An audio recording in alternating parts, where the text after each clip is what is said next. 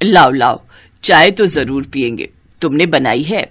जी मैंने बनाई है, और ये साथ में पकौड़े भी लीजिए प्लीज, ये भी मैंने बनाए हैं। अरे वाह, तब तो जरूर चखेंगे। ये कहानी है आरती की। आरती बहुत सुंदर और संस्कारी लड़की थी। वो अपने माता पिता के साथ गांव में रहती थी। उसके पिता किसान थे जो सब्जियां उगाते थे। उस दिन आरती के लिए उसके घर रिश्ता आया था। सुमन अपने बेटे आकाश का रिश्ता आरती के लिए लाई थी। आरती ने बड़े ही प्यार से सबके लिए चाय और पकौड़े बनाए थे।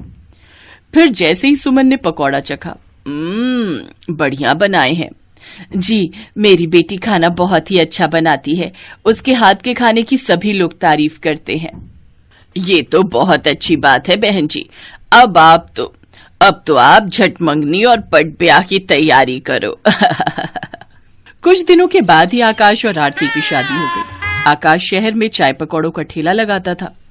वो पकौड़े बेचकर आराम से अपने घर का गुजारा कर लेता था। फिर शादी के 2 दिन बाद क्या हुआ, आप बड़ी जल्दी जग गए? मैं तो रोज इसी समय जग जाता हूँ। सबसे पहले अपना ठेला साफ करता हूँ और फिर पकौड़ों की तैयारी करता हूँ।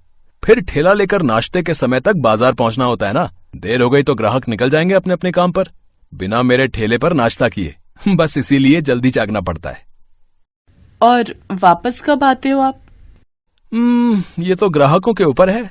जिस दिन अच्छी बिक्री हो गई उस दिन दोपहर तक आ जाता हूँ, वरना कई दिन तो शाम भी हो जाती है। ठीक है, चलिए मैं आपकी कुछ मदद करा देती हूँ। तुम क्या करोगी? जाओ सो जाओ। नहीं, आप इतना काम अकेले करेंगे और मैं सो जाऊं, ऐसा कैसे हो सकता है? इसके बाद आरती ने सबसे पहले आकाश के साथ उसका ठेला साफ करवाया। अरे वाह, सच में आज तो सारा काम बहुत जल्दी हो गया। कैसे नहीं होगा, बड़े बुजुर्ग कहते हैं ना, एक से भले दो। सही कह रही हो। वैसे आज तो जोश जोश में करा दिया, कल भी कराओगी ना मेरी मदद? हाँ क्यों नहीं, पत्नी हूँ आपकी, हर सुख दुख में हमेशा आपका साथ निभाऊंगी। आरती की बात सुनकर आकाश मुस्कुरा दिया और फिर अपना ठेला लेकर बाजार की तरफ चल दिया। उस दिन आकाश रोज के मुकाबले बहुत जल्दी अपनी जगह पर पहुंच गया था, जिससे हुआ ये कि सुबह सुबह काम पर जाने वाले ज्यादातर लोग उसके ठेले पर आए और उस दिन आकाश की अच्छी खासी बिक्री हुई। फिर वो दोपहर में 1 बजे ही सारे पकौड़े बेचकर घर वापस भी आ गया। अरे, आज बहुत जल्दी आ गया बेटा, क्या हुआ, सब ठीक है? ठीक नहीं माँ, सब बहुत ही बढ़िया है। इसके बाद आकाश ने एक सांस में अपनी माँ सुमन को सारी बात बता दी, जिसे सुनकर सुमन भी बहुत खुश हुई। अब तो हर रोज आकाश और आरती सुबह जल्दी उठते और आकाश जल्दी ही अपना ठेला लेकर निकल जाता। शुरू में तो आकाश की खूब कमाई हुई, लेकिन फिर एक दिन आकाश सीधा शाम को 4 बजे घर आया और उसका मुंह उतरा हुआ था। क्या हुआ जी, आज बहुत देर कर दी? और ये क्या, ठेले पर सारा सामान तो वैसे का वैसा ही है। पता नहीं क्या हो गया है आरती, अब लोग मेरे ठेले पर नहीं आ रहे। क्यों, आसपास कोई और ठेला लगने लगा है क्या? हाँ, ज्यादातर लोग वहीं जाते और मेरे पास बस अब कुछ नए ग्राहक ही आते हैं। पता नहीं उस नए ठेले वाले ने क्या जादू कर दिया है सब पर।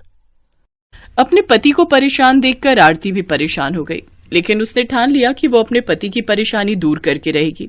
ये सोचकर अगले दिन आकाश के जाने के बाद वो भी तैयार होकर बाजार की तरफ निकल पड़ी। वो सीधा आकाश के ठेले पर गई और फिर, अरे आज यहाँ आओ, बैठो, मैं तुम्हारे लिए चाय लाता हूँ। नहीं, बस एक पकौड़ा खिला दो, मैं वही खाने आई हूँ। एक क्यों, सारे खाओ। ये कहकर आकाश ने गर्मा गर्म पकौड़ों की प्लेट लगा कर दी। आरती ने खूब स्वाद लेकर वो पकौड़े खाए और फिर आरती उस नए पकौड़े वाले के पास गई जिसने आकाश के सारे ग्राहक उससे छीन लिए थे। वहां उसने देखा कि असल में उस ठेले पर मिर्च के पकौड़े तले जा रहे थे, जिन्हें खरीदने के लिए लोगों की भीड़ लगी थी। तो आरती ने भी एक प्लेट ऑर्डर की और फिर, अच्छा तो ये है राज, यहाँ के लोगों को तीखे पकौड़े चाहिए। अब समझी। इसके बाद आरती वहीं से सीधा अपने मायके चली गई। उसे देखकर उसकी माँ फूलवती और पिता राधेश्याम बहुत खुश हुए और फिर, पापा मुझे आपकी एक मदद चाहिए। क्या हुआ बेटी, सब ठीक तो है? हाँ पापा, आप एक काम करो, अब आप अपने खेत में तीखी मिर्च की खेती करो। अच्छा, खेती तो मैं कर लूंगा। प्रधान जी से कहकर बीज का इंतजाम भी हो जाएगा, पर इतनी सारी मिर्च खरीदेगा कौन? मैं खरीदूंगी पापा, सारी की सारी, बस मिर्च तीखी होनी चाहिए। इसके बाद आरती वापस लौट आई। ग्राहक कम होने से आकाश की माली हालत खराब होती जा रही थी। फिर ठीक 2 महीने बाद आरती अपने मायके से 2 बोरी भरकर मिर्च अपने ससुराल ले आई और आकाश के ठेले के लिए वो खुद उन तीखी मिर्चों के पकौड़े बनाने लगी। आकाश का काम अब सिर्फ आवाज लगाकर ग्राहकों को बुलाना, आओ आओ खा लो तीखी मिर्ची के पकौड़े, दुनिया के सबसे तीखे पकौड़े, आओ आओ। आकाश की आवाज सुनकर वाकई बहुत सारे ग्राहक उसके ठेले के पास जमा हो गए और फिर देखते ही देखते ठेले पर मौजूद सारे पकौड़े बिक गए। और फिर ठीक 1 साल बाद आहा भाई, मजा आ जाता है यहाँ के पकौड़े खाकर, वाह वाह वाह वाह, आहा। दुकान पर खड़ा हर ग्राहक यही बात कर रहा था और उधर काउंटर पर, अब तुम संभालो आरती, मैं जरा गांव जाकर मिर्च ले आता हूँ। हाँ, और सुनो, ये 25,000 रुपए लेते जाओ, पापा को दे देना 10 बोरे मिर्च के लिए। वैसे अपने पापा के लिए मुझे लूट तो नहीं रही हो तुम? हाँ, लूट रही हूँ, अब जाओ जल्दी। भगवान करे सबको ऐसी ही लुटेरी पत्नी मिले।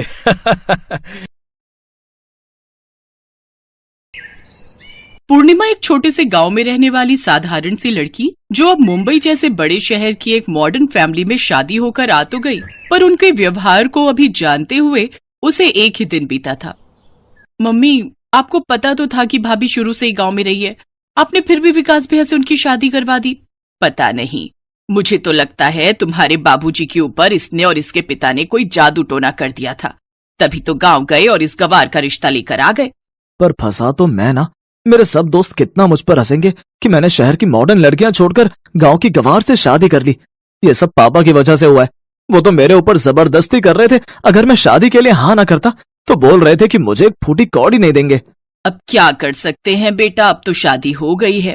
तभी कलावती की छोटी बहन आशा आ जाती है। बहुत कुछ कर सकते हैं दीदी, हमारे पास विकास की दूसरी शादी करवाने का भी ऑप्शन है। वैसे भी मुझे नहीं लगता ये पूर्णिमा ज्यादा दिन यहाँ टिकेगी, क्योंकि इसको तो हमारे शहरी शौक पता ही नहीं है। एक काम करते हैं, कल सबका खाना कर रहे हैं ना, बहू से पास्ता बनवा लेते हैं। इसने तो आज तक पास्ते का नाम भी नहीं सुना होगा। मौसी जी ठीक कह रही है मम्मी, हम भाभी से पास्ता बनवाएंगे। आप तो ना उनको शर्त रख देना कि अगर वो पास्ता बनाने में फेल हो गई तो फिर उन्हें मायके रहने भेज देंगे, बस फिर पीछे से हमारा काम हो सकता है। मम्मी प्रियंका ठीक कह रही है, आप पूर्णिमा के सामने यही शर्त रखो कि अगर वो कल सबके लिए पास्ता नहीं बना पाई तो आप उसे कुछ महीने के लिए मायके छोड़ देंगे। मम्मी, मुझे किसी भी तरह से उस गवार से पीछा छुड़ाना है और अभी कुछ समय के लिए तो आप उसे उसके गांव भेज ही दो। सबने मिलकर सोच लिया था कि किसी भी तरह पूर्णिमा को उसके मायके भेज कर ही रहेंगे। शाम को कलावती ने पूर्णिमा को अपने कमरे में बुलाया और बोली, पूर्णिमा, कल जो हमारे घर मेहमान आ रहे हैं उनमें तुम्हारे ससुर जी के भी दोस्त हैं और विकास के भी, तो इसलिए कल तुम्हें सबके लिए स्पेशल पास्ता रेडी करना है। तुम्हें पास्ता बनाना आता है ना? पास्ता वो मैं... क्यों, कोई परेशानी है? देखो, कल अगर तुम पास्ता बनाने में फेल हो गई और तुम मेहमानों के लिए पास्ता नहीं बना पाई तो हमारी ये शर्त रहेगी कि तुम अगले 6 महीने तक अपने मायके में रहोगी और फिर तुम जब तक सारा शहरी खाना, पास्ता, नूडल, पिज्जा, चाउमीन वगैरह वगैरह बनाना सीख नहीं जाओगी तब तक यहाँ वापस मत लौटना। अरे दीदी, पहले बहू को पास्ता बनाने तो दो, क्या पता ये बना ले और इसे मायके जाने की नौबत ही ना आए। जाओ बहू, तुम कमरे में जाकर आराम करो, कल फिर सबके लिए पास्ता भी बनाना है ना। पूर्णिमा अपने कमरे में चली जाती है। कलावती और आशा एक दूसरे को देखकर हंसने लगती हैं। अगले दिन रसोई में पास्ता बनाने की कोई तैयारी नहीं थी और ना ही पूर्णिमा की कोई मदद कर रहा था। पूर्णिमा अकेले ही रसोई में खड़ी थी। तभी उसके ससुर अपने हाथों में कुछ थैले पकड़े हुए वहां आ जाते हैं। पूर्णिमा बहू, ये लो पास्ता बनाने का सारा सामान, मैंने जो जो समझ में आया सब कुछ खरीद लिया। अब ये सब मिलकर बनाते रहते हैं तो मुझे इतना तो पता ही रहता है कि पास्ता में क्या क्या सामग्री डलती है, पर बनाना मुझे नहीं आता। ये कोशिश तो बहू तुम्हें खुद ही करनी होगी। पापा जी, आपने मेरे लिए इतना सोचा, मेरे लिए यही बहुत बड़ी बात है। पापा, मुझे आशीर्वाद दीजिए कि मैं इस परीक्षा में पास हो जाऊं। बिल्कुल बहू, मेरा आशीर्वाद तुम्हारे साथ है, तुम इस परीक्षा को जरूर पास करोगी। अब समय आ गया है बहू, सबको पता चल जाना चाहिए कि हमारी बहू कौन है। सब लोग हॉल में नई बहू के हाथ का पास्ता खाने का इंतजार कर रहे थे। मम्मी, मैं एक बार किचन में देख कर आती हूँ, भाभी से पास्ता बना भी है या नहीं। वैसे मुझे नहीं लगता कि उन्होंने पास्ता बनाया होगा, वो तो देसी खाना ही बनाना जानती हैं। हाँ हाँ, देख कर आ कि आखिर रसोई में इतनी देर से कर क्या रही है। प्रियंका जैसे ही किचन में जाने लगती है तभी वो पूर्णिमा को अपने हाथ में पास्ता सजाकर लाते हुए देखती है। पास्ते की खुशबू पूरे घर में फैल रही थी। अरे वाह, बहू पास्ते की खुशबू तो बहुत बढ़िया आ रही है। अब जल्दी जल्दी मेहमानों को सर्व कर दो और मुझे सबसे पहले देना। हाँ जी पापा जी। वैसे मम्मी जी, आपके पास्ते में ऊपर से कुछ स्पाइसेस जैसे चिली फ्लेक्स, ऑरिगेनो वगैरह ज्यादा छिड़कना है या फिर आप अपने टेस्ट के अकॉर्डिंग ले लोगे? विकास, मैंने आपके लिए रेड सॉस पास्ता भी रेडी किया है। मुझे पता है आपको रेड सॉस पास्ता बहुत पसंद है एक्स्ट्रा चिली के साथ। और प्रियंका, मैंने तुम्हारा भी अलग पास्ता बना दिया है जिसमें वेजिटेबल्स कम है। ये लीजिए पापा, आपका हल्के मसाले वाला पास्ता। मैंने सबके टेस्ट के अकॉर्डिंग अलग अलग पास्ता रेडी कर दिया है। मौसा जी ये लीजिए आपका पास्ता। मैंने साथ में और भी डिशेस बनाई हैं, वो भी आप टेस्ट करके देखिएगा। हाँ, पर तुम इतना सब कुछ। पूर्णिमा पास्ता बनाना जानती है और वो भी इतनी तरह के, ये बात कुछ समझ नहीं आ रही। तुम ठीक कह रही हो दीदी, अभी तक ये माजरा मुझे भी समझ में नहीं आ रहा। ये तो गांव की लड़की है, इसे इतना बढ़िया पास्ता बनाने कैसे आ सकता है? मम्मी, पास्ता तो बहुत टेस्टी बनाया है भाभी ने। इसका तो टेस्ट ऐसा लग रहा है जैसे किसी फेमस शेफ ने बनाया हो। पूर्णिमा के ससुर अपने कुछ जान पहचान के लोगों को पूर्णिमा से मिलवाते हैं। उन्हीं मेहमानों में से एक औरत पूर्णिमा का नाम लेते हुए बोली, शेफ पूर्णिमा, आपकी बहू है best chef of the year का ताज पहनने वाली शेफ पूर्णिमा। मुझे तो सचमुच तुमसे मिलकर बहुत खुशी हो रही है। तुमने जो रेसिपी अपनी साइट पर डाली थी ब्रेड का पिज्जा बनाने वाली, वो मुझे बहुत पसंद आई थी। मैंने उसे ट्राई भी किया, बहुत टेस्टी बना था वो। Thank you aunty. वैसे जब से अभी शादी हुई है तब से तो मैंने अपनी साइट खोल कर ही नहीं देखी, कुछ काम ही नहीं किया उस पर। अब फिर से कंटिन्यू करूंगी। और थैंक यू, आप सबके प्यार से मुझे इतनी प्रेरणा मिलती है कि मैं आगे और भी नई नई रेसिपीज डालती रहूंगी।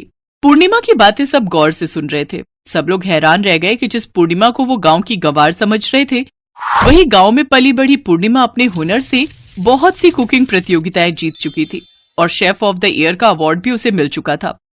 सब लोगों के जाने के बाद पूर्णिमा अपने बारे में बताती है, पापा जी ने ही मुझे मना किया था कि मैं आप सबको अपनी सच्चाई ना बताऊं। आप सबने मुझे प्यार दिया ही नहीं। आप सबने सोचा ये तो गांव की लड़की है, इसे कुछ नहीं आता होगा। पर ऐसा नहीं है मम्मी जी, गांव की लड़कियां भी बहुत पढ़ी लिखी हो सकती हैं, अच्छे मुकाम पर पहुंच सकती हैं। मुझे बस आप सबकी सोच को बदलना था। शायद आप सबकी सोच अब बदल चुकी होगी, पर मुझे सचमुच इन कुछ दिनों में बहुत दुख हुआ। किसी ने भी मुझसे प्यार का एक शब्द तक नहीं बोला। सब मुझसे नफरत ही करते रहे, मुझे इस घर से निकालने की कोशिश करते रहे। मैं अपना घर छोड़कर यहाँ आई आप सबका प्यार पाने के लिए, अपनी पूरी जिंदगी यहाँ बिताने के लिए। पर आप सब तो मुझे यहाँ से निकालने के लिए प्लान कर रहे थे, मैं सब जानती हूँ। अचानक बोलते बोलते पूर्णिमा बहुत तेज रो पड़ी। उसके साथ साथ कलावती, प्रियंका, आशा सब रो पड़ी। विकास को भी अपनी गलती पर बहुत पछतावा था। सब बहुत शर्मिंदा थे कि उन्होंने पूर्णिमा के साथ कितना बुरा व्यवहार किया। सब पूर्णिमा से माफी मांगते हैं। हमें माफ कर दो पूर्णिमा बहू, हम सचमुच बहुत गलत थे। हमने तुम्हारे साथ बहुत गलत किया। आई एम सॉरी भाभी। रो मत बहू, हम सचमुच अपनी गलती पर बहुत शर्मिंदा हैं। मैंने भी गलत किया, मुझे माफ कर दो पूर्णिमा। I am so sorry. सबको अपनी गलती का एहसास था। इसके लिए पूर्णिमा सबको माफ करके अपने जीवन की नई शुरुआत करती है।